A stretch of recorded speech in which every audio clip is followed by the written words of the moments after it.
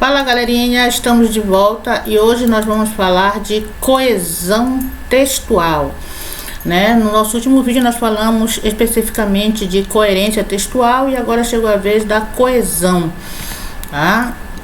Eu coloquei o seguinte conceito aqui, galerinha, olha, coesão é a conexão, ligação, harmonia entre os elementos de um texto. Percebemos tal definição quando lemos um texto e verificamos que palavras, frases e parágrafos estão entrelaçados, um dando continuidade ao outro. Os elementos de coesão determinam a transição de ideias entre as frases e os parágrafos. Em outras palavras, a coesão nada mais é do que as conexões, as amarrações entre as várias partes que compõem o texto. Você sabe que um texto é formado de vários pedaços, de várias partes, como palavras, frases, períodos, orações, parágrafos. Então, essas partes, né, essas várias partes que compõem o texto, elas precisam se apresentar bem amarradas, galerinha, né, para que o texto ele cumpra a sua função primordial, que é de ser um veículo de interação entre o produtor do texto, ou seja, o autor do texto, e o leitor. Correto? Então eu trouxe aqui um pequeno trecho para vocês entenderem melhor essa questão da coesão textual. Os sem terra fizeram um protesto em Brasília contra a política agrária do país, porque consideram injusta a atual distribuição de terras. Porém, o ministro da Agricultura considerou a manifestação um ato de rebeldia, uma vez que o projeto de reforma agrária pretende assentar milhares de sem terra. Então, perceberam que eu coloquei em cor de rosa aqui os elementos de ligação, né? Ou seja, os conectivos que estão ligando as frases, né? As orações dentro deste parágrafo aí.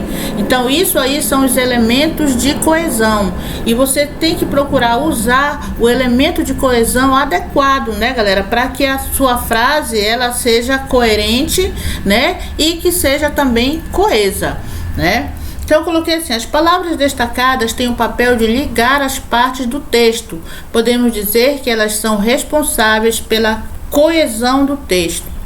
Então, galerinha, esses elementos de coesão, né, eles deixam claro qual é a relação lógica entre cada ideia do texto, né, dando ao leitor, né, uma indicação do rumo que a frase vai tomar. Então é muito importante, né, que você saiba usar o conectivo adequado para fazer a ligação entre as partes do seu texto.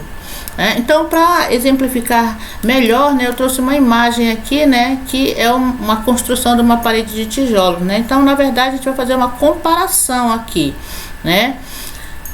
No que consiste essa comparação, galera? Que você não consegue construir uma parede de tijolos apenas sobrepondo, né? Apenas colocando um tijolo sobre o outro, correto? Só posicionando o tijolo sobre o outro você não vai conseguir uma parede firme, né? Com certeza essa parede vai ruir, essa parede vai ao chão, correto? Da mesma forma, você não consegue construir um texto, gente, pela simples disposição casual também, né, de palavras, de frases, de parágrafos. Porque você vai precisar de elementos que estabeleçam essa ligação entre as partes. No caso da nossa parede de tijolos, a argamassa aqui, né, é que vai cumprir essa função de ligar as partes, ou seja, de ligar um tijolo ao outro, para que a sua parede ela fique firme. No caso do texto, os elementos de ligação são os mecanismos de coesão. São eles que vão dar sustentação ao seu texto, correto? A sustentação do texto, galerinha, ela se dá em dois sentidos. O sentido gramatical e o sentido semântico, que é o que nós vamos ver agora, tá? Então eu coloquei assim, ó, a sustentação de um texto se dá na coesão em dois sentidos, o gramatical e o semântico. O que vem a ser esse sentido gramatical? Visa a articulação dos elementos linguísticos pronomes, conjunções, preposições, advérbios, entre outros, né? Observando a estrutura e as regras das relações sintáticas possíveis dentro de um texto. Então, o sentido gramatical é aquele obtido através do emprego de elementos linguísticos específicos. Que elementos linguísticos específicos são esses, professora Conceição? Podem ser pronomes, conjunções, preposições, advérbios, entre tantos, que você pode utilizar, correto? Então, eu trouxe alguns exemplos aqui, ó. Marina estudou bastante para o concurso, entretanto, não foi classificada. Então, eu tenho duas orações aqui. A primeira, Marina estudou bastante para o concurso, a segunda, não foi classificada. O que está ligando essas duas orações é a conjunção entretanto, ou seja, uma conjunção que dá a ideia de contraste, de oposição. Então, é uma conjunção adequada para ligar essas duas orações. Por isso que eu falei que vocês têm que ter o cuidado de utilizar o conectivo adequado. Vamos supor que você colocasse a conjunção E, que dá a ideia de adição, de soma. Será que ela se encaixaria aí? Marina estudou bastante para o concurso e não foi classificada. Será que eu poderia usar o portanto, que dá a ideia de conclusão? Marina estudou bastante para o concurso, portanto não foi classificada. Percebam que esses dois conectivos que eu dei como exemplo para ser usado aí não se encaixam. Por que não se encaixam? Porque eu tenho uma ideia, nessas duas frases aqui, eu tenho uma ideia de contraste, né, de oposição. Ou seja, apesar de ela ter se esforçado, dela ter dado sangue, ter estudado bastante, ela não conseguiu o objetivo que foi ser classificada. Então, o conectivo, entretanto, ele se encaixou perfeitamente aí como elemento de coesão entre essas duas orações. Correto? Vamos a um outro exemplo aqui. Mamãe disse para eu fazer o dever neste instante. Olha, dois elementos gramaticais que eu utilizei aqui, né, para trabalhar a coesão: o eu e o neste, né? Será que eu poderia usar o me? Mamãe disse para mim fazer o dever. Gente, me não é sujeito. Me não executa ações. Tá? Então, nunca você poderia usar o me aí. Mamãe disse para mim fazer. Não, mamãe disse para eu fazer, tá? Neste instante. Por que neste instante? Porque o neste, né, ele se refere a um tempo, vamos dizer assim, um tempo presente em relação ao falante, né? Um tempo presente. Então, se é para fazer agora, é neste instante. Será que eu poderia usar o nesse instante? Não, porque eu acabei de falar, o neste se refere a um tempo presente em relação ao falante, né? O nesse se refere a um tempo passado, relativamente próximo, né? Então, eu não poderia usar o nesse. Então, eu usei aqui dois conectivos corretos, né? Eles se inseriram perfeitamente aqui nesta frase. Correto, galera? Então, o sentido gramatical é esse, né? Que você obtém através do emprego de elementos linguísticos como pronomes, conjunções, preposições, advérbios. E o outro sentido, galerinha, é o sentido semântico. Coloquei assim: visa a articulação de elementos linguísticos que fazem referência a um determinado campo semântico. Ora, se o sentido gramatical você obtém através do emprego de elementos linguísticos específicos, como pronomes, conjunções, advérbios, preposições, o sentido semântico é aquele que você obtém através do emprego de palavras relacionadas a um determinado campo semântico. Aí você me pergunta, o que é campo semântico, galera? Campo semântico é o conjunto de palavras que se relacionam ao mesmo significado, ao mesmo sentido. Quando a gente fala de semântica, semântica quer dizer significado, sentido que as palavras possuem. Então, o sentido semântico, né, você obtém através do emprego, do uso de palavras, né, que se referem a um determinado campo semântico, né? Por exemplo, o campo semântico referente a circo, né, engloba palavras como picadeiro, espetáculo, lona, palhaços, que mais? Malabaristas, né? Então essas palavras, elas pertencem ao mesmo campo de significado, ao mesmo campo semântico. Correto, galera? Então vamos ver aqui, olha, alguns exemplos. Aprendizado é dedicação, aprendizado é plantar o conhecimento todos os dias. Aqui eu obtive a coesão pela repetição do mesmo elemento lexical, do mesmo item lexical, ou seja, da mesma palavra. Eu repeti a palavra, né? No caso, o mesmo item lexical. Aprendizado é dedicação, aprendizado é plantar conhecimento todos os dias. Então, essa coesão ela foi obtida através de uma repetição da mesma palavra, correto?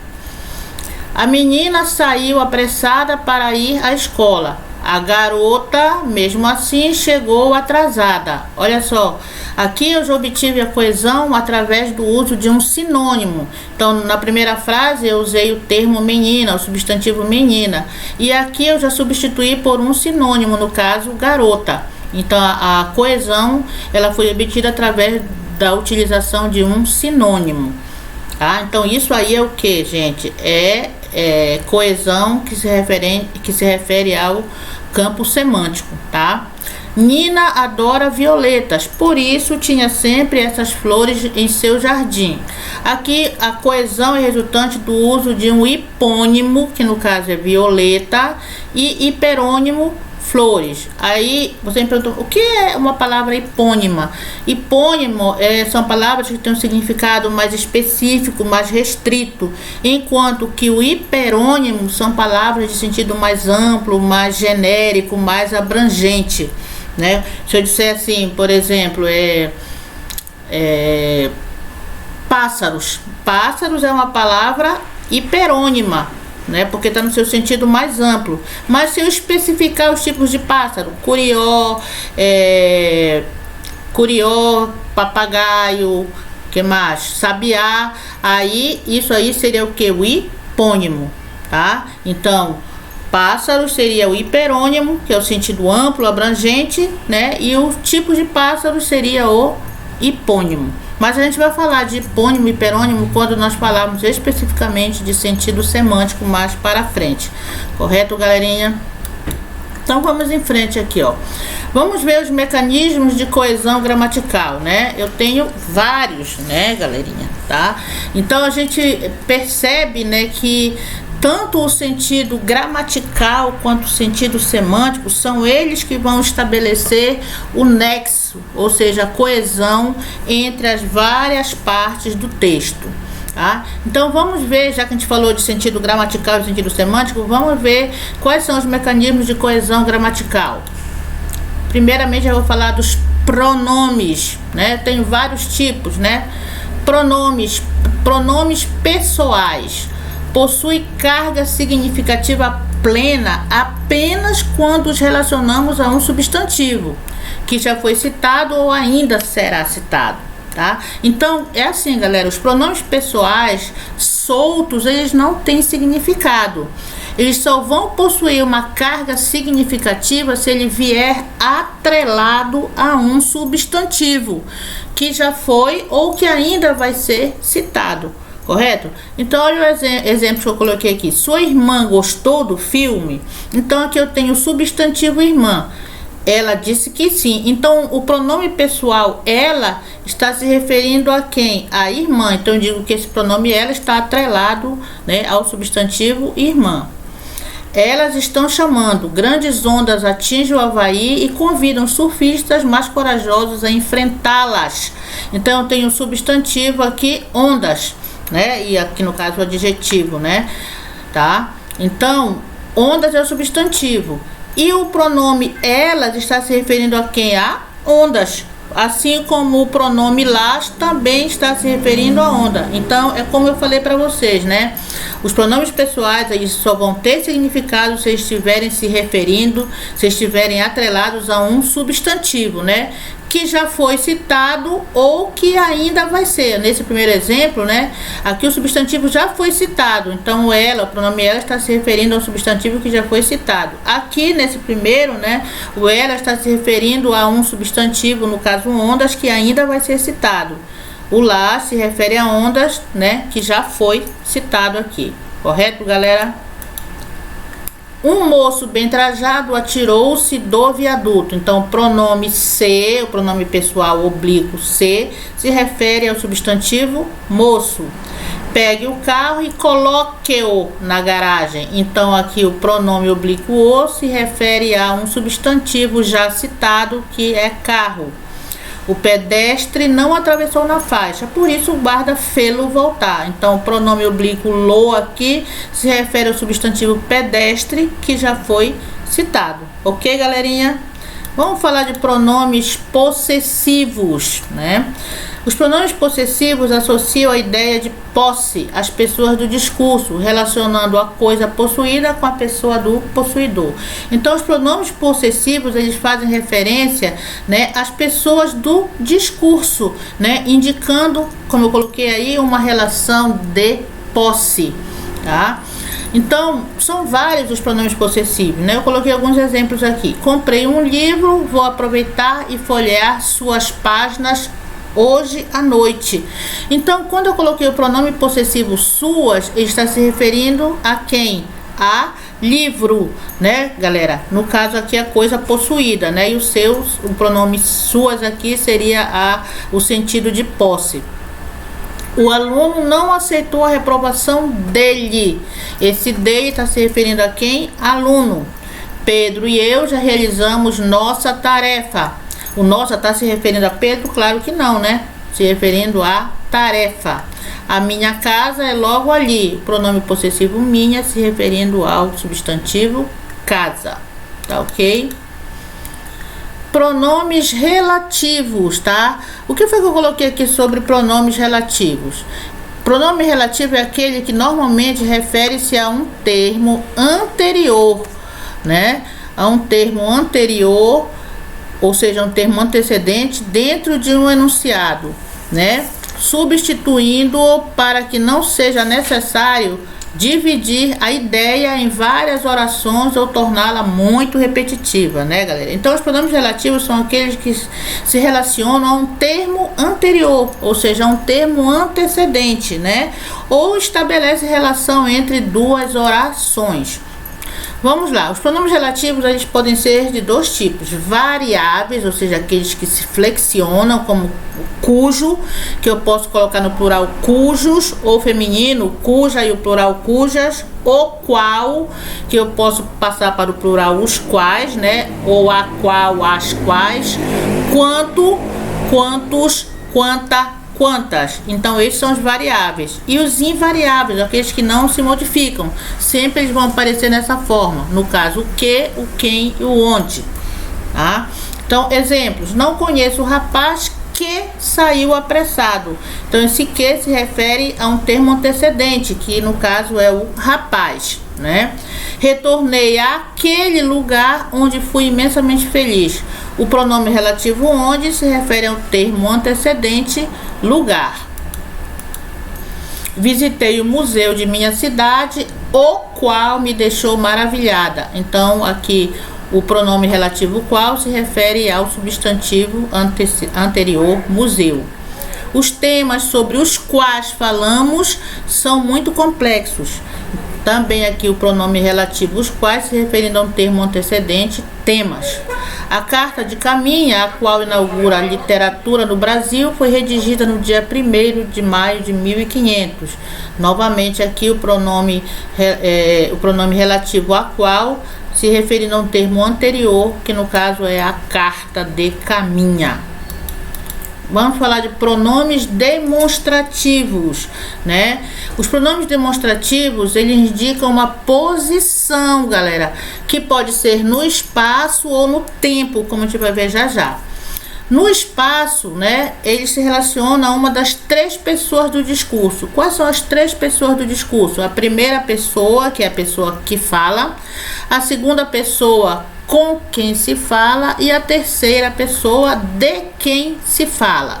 Então, galerinha, os pronomes demonstrativos, eles indicam o posicionamento dos seres ou das coisas em relação às pessoas do discurso. Nós já sabemos quais são as pessoas, né? A primeira pessoa, quem fala, a segunda pessoa com quem se fala e a terceira de quem se fala. Então, em relação ao espaço, o este, o esta e o isto indicam que o ser a quem se referem está próximo daquele que fala.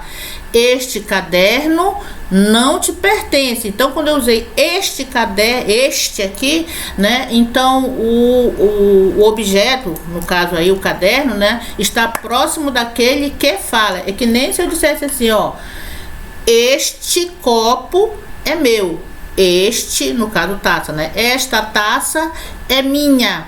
Tá ok? Então, o objeto aqui, no caso, taça, está próximo daquele que fala, no caso, eu, né? Então, por isso que eu usei esta. Não poderia usar o essa. Esta taça. Ok, galerinha? Vamos em frente. Quando eu uso esse, essa, isso, indicam que o ser a quem se refere está próximo daquele com quem se fala. O dinheiro é suficiente para pagar o que você deve por essa roupa, tá? Então, aqui indicam que o ser a quem se refere está próximo daquele com quem se fala, tá ok? Vamos ao exemplo da taça aqui, né? Vamos supor, a taça bem aqui, tá? Então, eu diria aqui, essa taça é minha, essa, tá? Por quê? Porque o ser, no caso o objeto aqui, não está comigo, não está próximo, não está com quem fala, né? Está perto com quem se fala, tá? Vamos supor que tivesse uma pessoa aqui, então, essa taça é minha, ok, galerinha? Então, preste bem atenção nessa diferença do usar o este, esta, isso, isto, esse, essa, isso, aquele, aquela, aquilo, tá ok?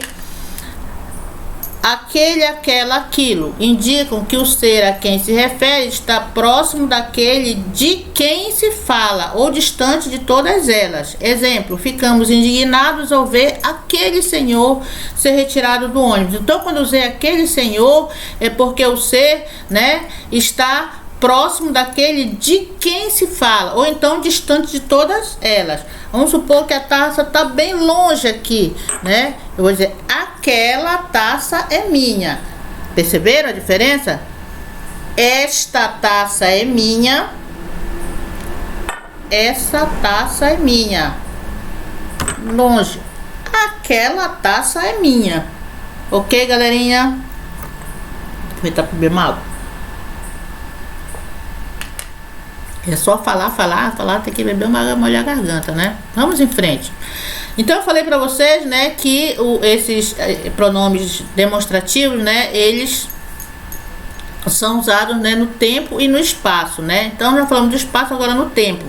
Quando eu uso este, esta, isto, quando eu me referi a um tempo presente, ó, presente em relação ao falante, este momento é inesquecível. Quando eu usei o pronome este, né, eu estou me referindo ao agora, né, ao tempo presente, correto? Então, este momento é inesquecível. Quando eu uso esse, essa, isso, um tempo passado relativamente próximo em relação ao falante. Essa noite foi inesquecível. Olha, se eu falei essa noite, então foi a noite passada, ou seja, uma noite relativamente próxima, né, em relação àquele que fala. Aquele, aquela, aquilo é o tempo distante em relação ao falante. Aquela noite foi inesquecível, ou seja, é uma noite bem distante, tá ok? Entenderam a diferença no este, esta, isto, esse, essa, isso, aquele, aquela, aquilo em relação ao tempo, galera? Você usa este, esta, isso em relação ao tempo presente, em relação ao falante. Esse, essa, isso, um tempo passado relativamente próximo. Aquele, aquela, aquilo, um tempo distante em relação ao falante. Por exemplo, este ano de 2021 será inesquecível. Este ano, ou seja, nós não estamos no ano de 2021, tá? Então eu vou usar o este, tá? Esse ano de 2020 foi inesquecível. Esse ano de 2020, ó, um tempo passado relativamente próximo, tá? Aquele ano de 2018 foi inesquecível, ó, tá? Já tem bastante tempo, tá? Tempo bem distante, ok, galerinha? Então, tá? Para lembrar, os pronomes demonstrativos indicam a posição do substantivo em relação ao que se declara dele. Exemplos: filmes de suspense e filmes românticos. Estes e não aqueles me atraem. Quando eu falo estes, né, então o tempo, ó, bem próximo, tá? Então este se referindo a quem? Aos filmes românticos. Aqueles, no caso, aos filmes de suspense. Gosto de vinho e de água durante as refeições. Aquele para saborear com a carne, esta com a salada. Então aquele está se referindo ao vinho e esta se refere à água. Os simbolistas seguiram este preceito: a música antes de qualquer coisa. Essas palavras. Então este aqui se referindo a preceito e essas a palavras. Ok, galera? Vamos falar dos pronomes indefinidos. São aqueles que se referem à terceira pessoa do discurso de modo vago, genérico e impreciso. Então, os pronomes demonstrativos, os pronomes indefinidos são aqueles que se referem à terceira pessoa do discurso. A gente já sabe, né? Qual é a terceira pessoa do discurso, né? Dando um sentido vago, né? Um sentido impreciso, um sentido genérico, né? Ou expressando quantidade indeterminada. Exemplos: todo homem é mortal, tá? Eu não estou especificando aqui, né? Quando eu falo todo, né? É bem genérico, né, galera? Não entendo certos exercícios, tá ok? Então aqui indica o que, né? Um modo vago, né? Impreciso. Cada macaco no seu galho. Uns contam pouco, outros com bastantes. Alguém entrou no jardim e destruiu as mudas recém-plantadas. Então aqui eu tenho exemplos de pronomes indefinidos. Vamos falar de advérbios, né, galera? São palavras que indicam uma circunstância. E essa circunstância pode ser de vários tipos, galera. Tempo, lugar, modo, intensidade. E o advérbio ele modifica um verbo, um adjetivo ou um advérbio, né? Os advérbios dão coordenadas sobre a localização no tempo e no espaço dos elementos a que se referem. Então eu digo para vocês que os advérbios são palavras invariáveis, ou seja, eles não se flexionam, eles não se modificam, eles sempre vão se apresentar da mesma forma, né? Apesar de eles não se modificarem, mas eles têm, né, esse poder de modificar um verbo, um adjetivo e até mesmo um outro advérbio, né?